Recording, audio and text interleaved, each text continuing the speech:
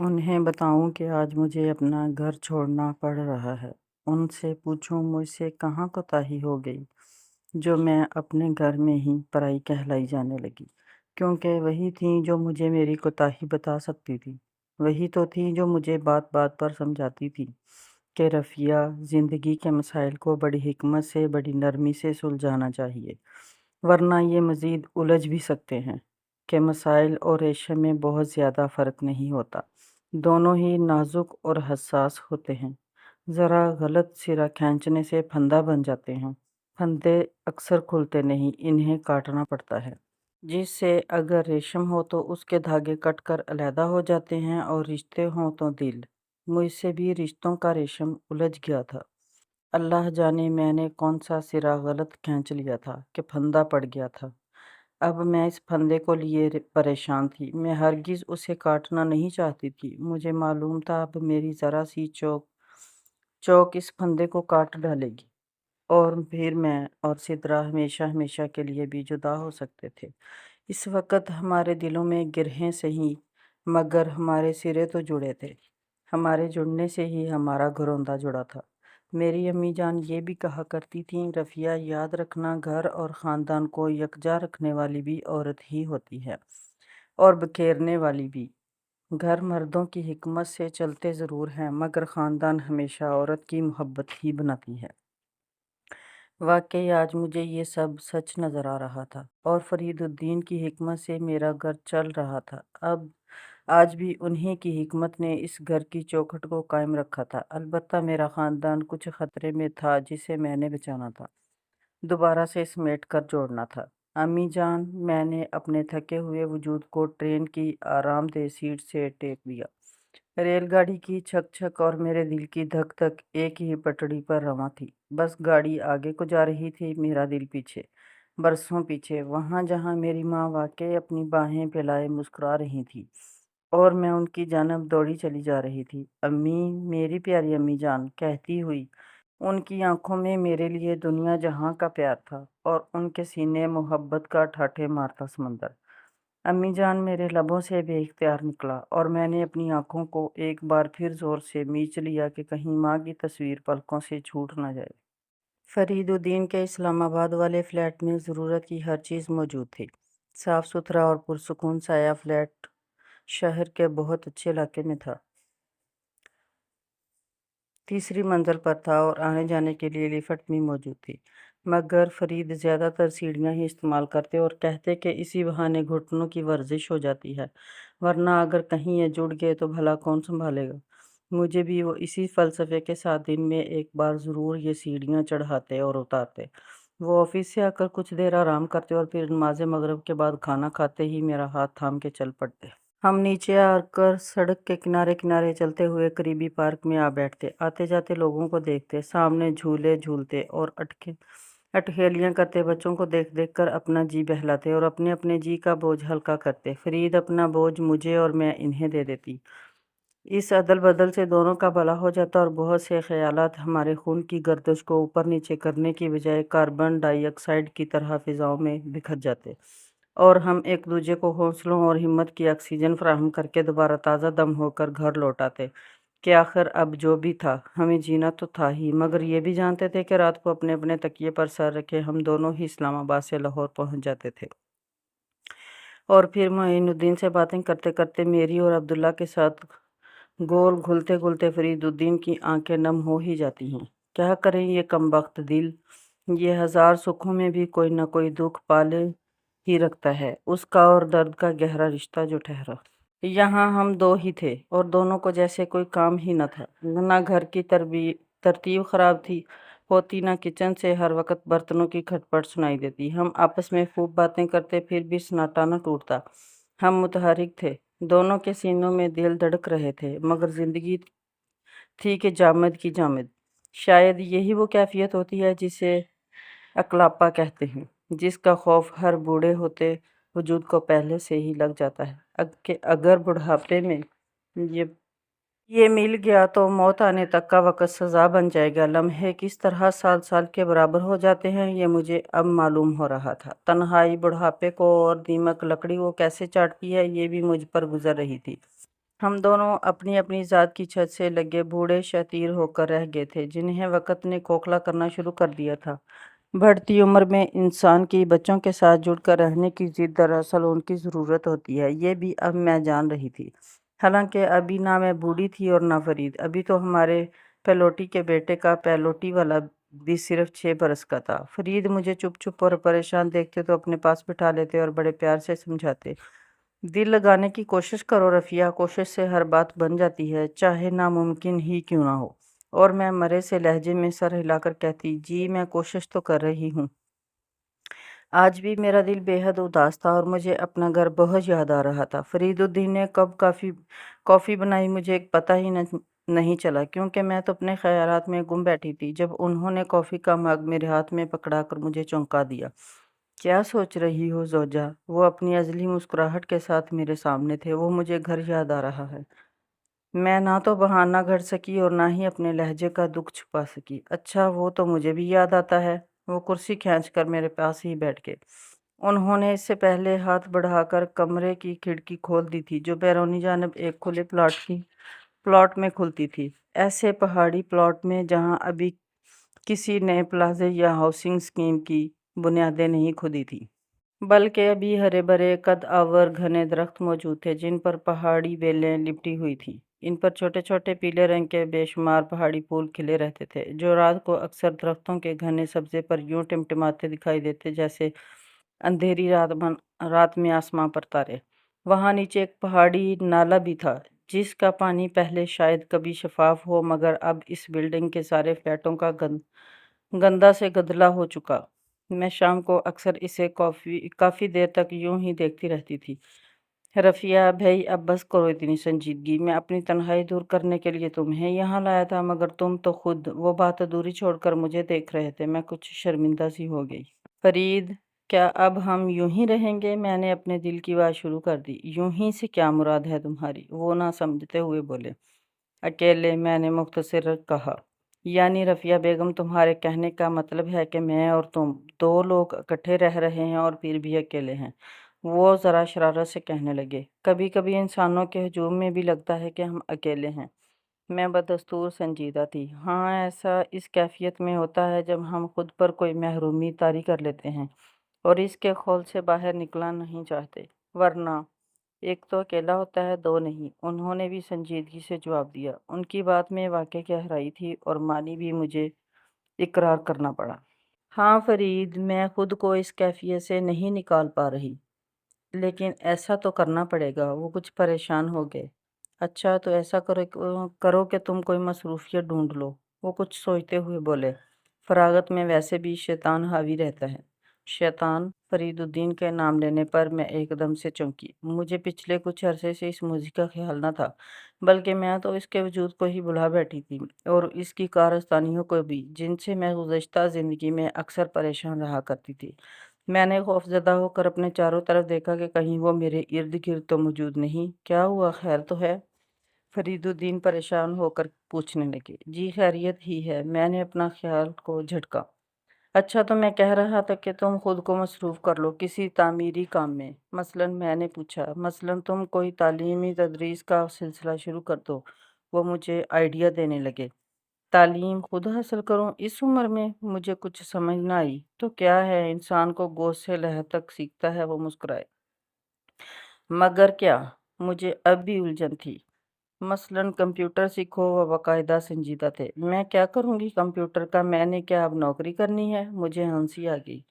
نہیں، تم کمپیوٹر کے ذریعے قرآن کی ریسرچ کرو، نئی نئی باتیں اور چیزیں دریافت کرو، اور دیکھو کہ دنیا میں خواتین اسلام کو کس طرح دیکھتی اور سوچتی ہیں، اور پھر تم کمپیوٹر پر ان سے رابطے بھی کرو، تبادلہ خیالات کرو، جو تمہیں معلوم ہے ان کو بتاؤ۔ آج دنیا ایک گلوبل ویلیج ہے، کچھ بھی مشکل نہیں۔ وہ مجھے تحریک دینے لگے۔ پھر کتنی ہی دیر وہ مجھے اس موضوع پر معلومات دیتے رہے، یہاں تک کہ واقعی میرا ذہن اس طرف کچھ راغب ہونے لگا۔ رات کو عشاء کی نماز کے بعد فرید مجھے یہ حقیقت بتاتے اور سمجھاتے رہے اور تسلیم کر لینے پر ابھارتے بھی رہے کہ ایسا ہوتا ہے، اور دنیا میں کہیں بھی سارے گھر ایسے نہیں ہوتے جہاں مسائل نہ ہوں، خصوصاً یہ سسرال والے مسائل۔ ساس اور بہو کے اختلافات کوئی نئی بات نہیں ہے۔ کہیں ساس کی بہو سے نہیں بنتی اور کہیں بہو کی ساس سے، اور اگر دونوں میں سے ایک بھی عقلمند نہ ہو اور دونوں اپنی اپنی ضد پر قائم رہیں تو ایسے گھر محاذ جنگ بن جایا کرتے ہیں، جہاں ہر وقت تو میں اور تکرار چلتی رہتی ہے اور لڑائی جھگڑوں سے زندگی عذاب بنی رہتی ہے۔ اور پھر مشترکہ خاندانی نظام اچھا ہے صحیح، مگر لازم تو نہیں۔ کوئی مل کر رہے تو اس سے اچھی ہرگز اور کوئی چیز نہیں، اور اگر نہ رہے تو پھر صلح صفائی سے علیحدگی اچھی، اور کبھی کبھی کا ملنا بھی رشتوں کو بنائے اور دلوں کو جوڑے رکھتا ہے۔ اصل چیز ہے دلوں کا جڑے رہنا۔ مگر فرید میرا تو ایک ہی بیٹا تھا، کون سے 10 بچے تھے میرے کے نندیں اور دیور جیٹھ سدرا کو نہ بھاتے تھے، میرے جی کا حال بہرحال نہ جاتا تھا۔ بات 1 یا 10 کی نہیں، آپس کی انڈرسٹینڈنگ کی ہے۔ وہ میری دلی حالت جانتے تھے، مسکرانے لگے۔ اچھا آپ بتائیں میں نے کیا کمی رکھی تھی اسے سکھ اور سہولت دینے میں؟ پھر بھی میں اس کی آنکھ کا بال بن گئی، میں نے گلہ ہی کر دیا۔ آنکھ کا بال تو ذرا رگڑنے پر نکل ہی جاتا ہے، بھلے کچھ دیر کو آنکھ لال کر دے، مگر دل کا بال نہیں نکلتا۔ شکر کرو کہ تم اس کی آنکھ میں ہو۔ وہ مجھے چھیڑنے لگے اور میں کچھ خفا ہو گئی۔ آپ بھی اس کی ہمدردی کرتے ہو؟ اور تم بھی کبھی کبھی بالکل میری اماں جیسی بن جاتی ہو، پوری ساس۔ وہ میری نقل اتارتے میرے پاس آ گئے۔ غلطیاں تو دونوں ہی کرتی رہی ہو، قصور تم دونوں کا ہے، اور قصور تو سدرا کی تربیت کا بھی ہے۔ تربیت کا؟ مجھے کچھ حیرت ہوئی کہ فرید نے آج یہ کیا بات کہہ دی۔ ہاں رفیہ، سدرا کی تربیت جو اس نہج پر نہیں ہوئی جس پر ہونی چاہیے تھی۔ اسے وہ تعلیمات اور وہ نصیحتیں نہیں ملی جو ہمارے گھرانے کا وصف تھیں۔ میری بہن نے اپنی بیٹی کو وہ نہیں سکھایا جو اسے اپنے گھر سے ملا تھا۔ میرے ہاتھ تھامے ہولے ہولے وہ کہہ رہے تھے جو انہوں نے آج تک نہ کہا تھا اور جس پر میں نے آج تک نہ سوچا تھا۔ رفیہ، سدرا نے جس ماحول میں پرورش پائی اس میں اور جس گھر میں وہ بیاہ کر آ گئی اس میں بہت تضاد تھا، بہت فرق تھا۔ اس لیے اس کی سوچ، اس کے خیالات اور ہمارے خیالات میں بھی فرق ہے۔ بتاؤ پھر نباہ کیسے ہوتا؟ وہ اپنی ڈگر پر چل رہی ہے اور تم اپنی ڈگر پر۔ اب وہ سنجیدگی سے میری طرف دیکھ رہے تھے اور میں ان کی باتوں پر سوچ رہی تھی کہ واقعی یہی تو سچ ہے، یہی تو وہ لکیر ہے جو میرے اور سدرا کے بیچ دیوار بنی کھڑی ہے، جو ہمیں جڑنے نہیں دیتی۔ تو کیا فرید یہ شادی نہیں ہونی چاہیے تھی؟ میں نے ڈرتے ڈرتے سوال کیا۔ شادیاں میرے اور تمہارے طے کرنے سے نہیں، رب تعالیٰ کی مرضی سے ہوتی ہیں۔ وہ بھی کچھ اداس سے ہو گئے تھے کہ جیسے ان کے بس میں ہوتا تو وہ ایسا نہ کرتے۔ لیکن فرید، بڑے مختلف ماحول سے آئی لڑکیاں بھی اپنے سسرال کے ماحول کو اپنا لیتی ہیں، بدل جاتی ہیں۔ میں نے اپنے تئیں درست کہا تھا کہ ایسی بے شمار مثالیں موجود تھیں۔ ہاں مگر کچھ نہیں بھی بدلتی۔ وہ بدستور پریشان تھے اور انہیں پریشان دیکھ کر میں ان سے بھی زیادہ پریشان تھی۔ تو ایسے میں کیا کرنا چاہیے؟ میں نے زور سے دھڑکتے دل کے ساتھ پوچھ ہی لیا۔ وہی جو ہم نے کیا۔ وہ اپنی اداس نظریں اٹھا کر بولے، یعنی اپنا گھر اور بچے چھوڑ کر بزرگ علیحدہ ہو جائیں؟ مجھے ان کی بات اب بھی مشکل اور کچھ بری ہی لگ رہی تھی۔ ہاں، یا پھر محبت اور صلح صفائی سے بچوں کو علیحدہ کر دیں۔ وہ کچھ دیکھ کر جو ان کا حق ہے، وہ پھر سے مسکرا دیے، جیسے مطمئن ہونے کی کوشش کر رہے ہوں۔ لیکن یہ بہت مشکل ہے۔ میرے دل کو قرار نہ تھا۔ ہاں مگر ناممکن نہیں۔ وہ اب کھل کر مسکرا رہے تھے۔ اس طرح تو خاندانی نظام بکھر جائے گا۔ میں نے ایک اور تاویل اٹھائی۔ مگر گھر تو نہیں اجڑیں گے، طلاقیں تو نہیں ہوں گی؟ انہوں نے کچھ اس طرح سے کہا کہ طلاق کا لفظ میری ریڑھ کی ہڈی کو سنسنا گیا۔ رفیہ، ہمارے ہاں بے شمار شادیاں صرف اس وجہ سے ٹوٹ جاتی ہیں کہ ساس اور بہو میں نہیں بنتی، حالانکہ میاں بیوی مطمئن ہوتے ہیں۔ کیا یہ زیادتی اور ظلم نہیں کہ ان کے گھر اجاڑ دیے جائیں جو باہم محبت سے رہتے ہوں مگر دوسرے انہیں نہیں رہنے دیتے؟ فرید، کیا بچوں کو بیاہ کر والدین دوسرے ہو جاتے ہیں؟ میرا کلیجہ انجانے دکھ سے کٹنے لگا۔ نہیں، والدین دوسرے نہیں ہوتے، اگر وہ خود والدین ہی رہنا چاہیں تو۔ وہ میری آنکھوں میں جھانک رہے تھے۔ یعنی بچوں کا قصور نہیں ہوتا، انہیں پوری آزادی ہے کہ وہ اپنی مرضی سے زندگی گزاریں اور قربانی جب بھی دیں والدین ہی دیں۔ مجھے فرید کے اس فلسفے سے اختلاف تھا۔ بھئی ہر کوئی پیدا تو بچہ ہی ہوتا ہے، والد یا والدہ تو نہیں۔ وہ میرے سر پر ہلکی سی چپت لگا کر ہنس دیے۔ ہر بچہ بڑا ہونے تک اور پھر اپنی جوانی کے بھرپور دنوں میں، شادی کے حسین خواب آگے ارمان بھرے دنوں میں اپنی مرضی چاہتا ہی آیا ہے، اور اس کے والدین نے اس کے لیے بہت کچھ کیا ہوتا ہے۔ اس کے والدین بن جانے تک تو پھر والدین کو وہ سب یاد رہنا چاہیے اپنے بچوں کی باری پر۔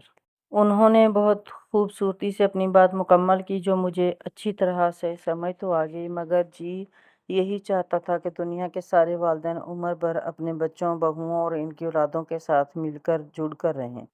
تمام عمر کے لیے تو ہرگز ممکن نہ تھا، مگر والدین کو اتنا تو میسر ہونا ہی چاہیے کہ ان کی اولاد بڑھاپے میں ان کا خیال رکھے اور خدمت کرے۔ اگر سارے خاندان الگ الگ گھروں میں بٹ گئے تو یورپ کی طرح یہاں بھی کچھ نہ بچے گا، سوائے میرے اور اپنے اپنے کے۔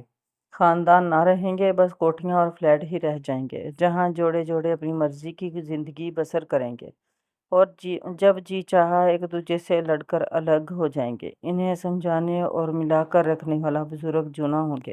میں اس خیال کے ساتھ کانپ ہی اٹھی جس کو میرے ذہن کی تختی اور چہرے کی سکرین سے فرید پڑ چکے تھے۔ وہ اپنی گہری مسکراہٹ کو سمیٹ کر سنجیدہ ہوتے ہوئے کہنے لگے، رفیہ، آج اگرچہ زمانے کے تیزی کے ساتھ بدلاؤ کی وجہ سے یہ اتنا آسان کام نہیں رہ گیا، مگر ناممکن بھی نہیں۔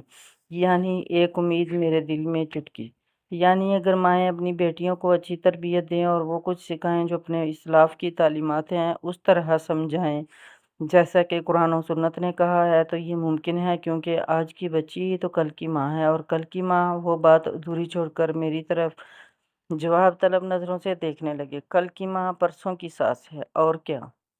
میں نے اپنا سر ان کے کندھے پر رکھ دیا۔ شاباش، سمجھدار ہو رہی ہے۔ وہ میرے کندھے پر تھپکی دیتے ہوئے ہنسے، اور ان کی ہنسی میں میری ہنسی بھی شامل ہو گئی۔ سامنے کھڑکی سے نظر آتے پہاڑی پھول ستاروں کی طرح جگمگ جگمگ کرنے لگے۔ ماریا ایک بہترین دوست تھی، بہترین بیٹی اور بیوی تھی، وہ ایک مثالی بہو بھی تھی، مگر جب وہ ماں بنی تو کیا اچھی ماں نہ بن سکی تھی؟ یہ سوال رہ رہ کے میرے ذہن کے دریچوں کو ہلاتا تھا، میرے دل کو پریشان کرتا اور سوچ کو اس زاویے پر لاتا کہ میں ماریا کو بحیثیت ایک ماں دوبارہ سے دیکھوں، اور پھر یہ بھی دیکھوں کہ کہاں کہاں کوتاہی رہ گئی تھی جو سدرا اس جیسی نہ بن سکی، ورنہ بیٹیاں تو اپنی ماؤں کی پرچھائیاں ہوتی ہیں۔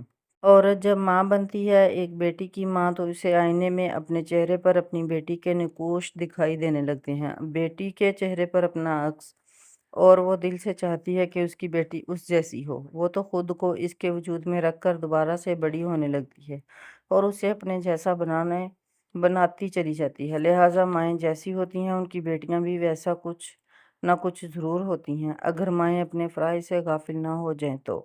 میں ماریا کے بارے میں سوچنے لگی، اور میری سوچیں میرے ہاتھ تھام کے مجھے ماریا کے پاس لے گئیں۔ سدرا 5 برس کی تھی جب یوسف نے شارجہ کے چکر کچھ زیادہ لگانے شروع کر دیے۔ وہ ابا جان کے ساتھ مستقل شارجہ میں ہی سیٹل ہونے کے بارے میں سنجیدہ ہو رہا تھا، جبکہ ابا جان کی خواہش تھی کہ وہ پاکستان میں اپنا بزنس بڑھا لے اور ابا جان خود شارجہ والے بزنس کو سنبھالتے رہیں، مگر یوسف کے دلائل اور اس کی خواہش کی شدت کے آگے وہ کچھ موم ہو رہے تھے۔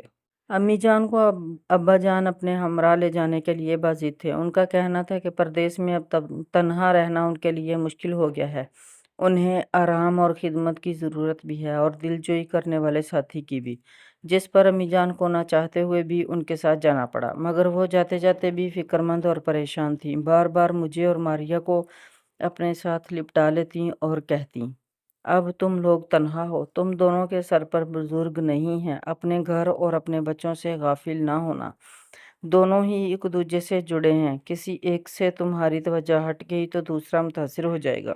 بچوں کو گھر کا صحیح تصور دینا، بتانا کہ یہی 4 دیواری ان کی پناہ گاہ ہے جو انہیں سردی، گرمی اور موسموں کی تختیوں سے ہی نہیں، زمانے کے تپیڑوں سے بھی بچاتی ہے، انہیں سمجھانا کہ ماں کی گود اور گھر کا آنگن کیا ہوتا ہے، دونوں کو محبت اور احترام کی نظر سے دیکھنا۔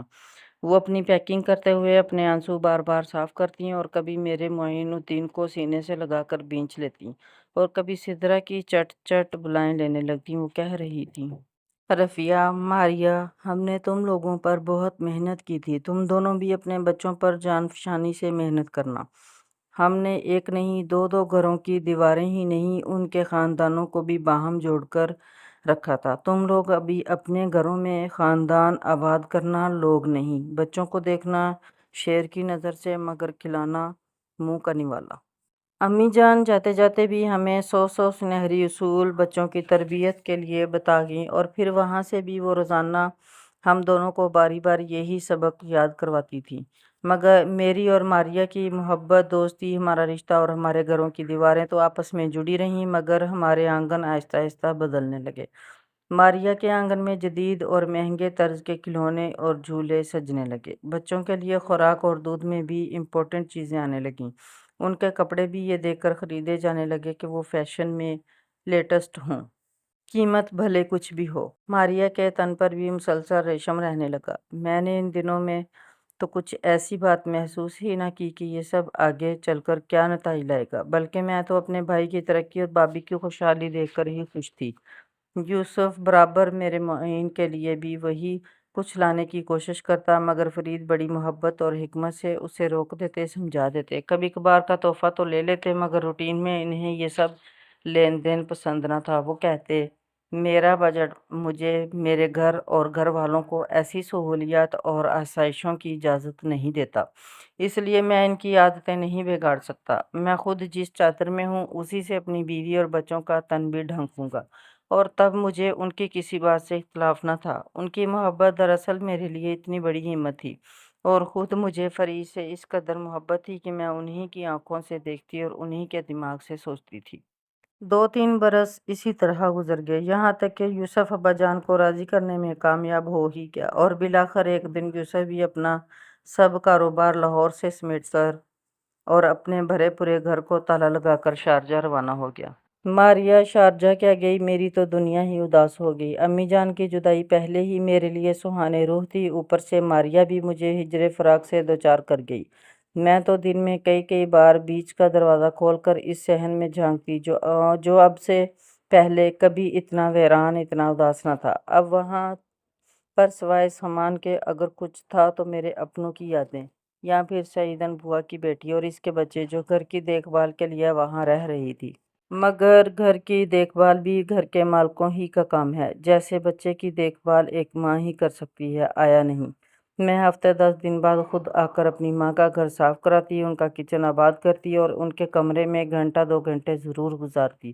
ان کے بستر کی چادر بدلتی، تازہ پھولوں کا گلدستہ پانی میں ڈال کر ان کے بیڈ کی سائڈ ٹیبل پر رکھتی اور اس روز کی ایک نماز اپنی ماں کی جائے نماز پر لازمی ادا کرتی۔ ہم اکثر چھٹی کا دن یہاں گزارتے تھے، بالکل اسی طرح جیسے اماں جان اور باقی سب کی موجودگی میں گزارا کرتے تھے۔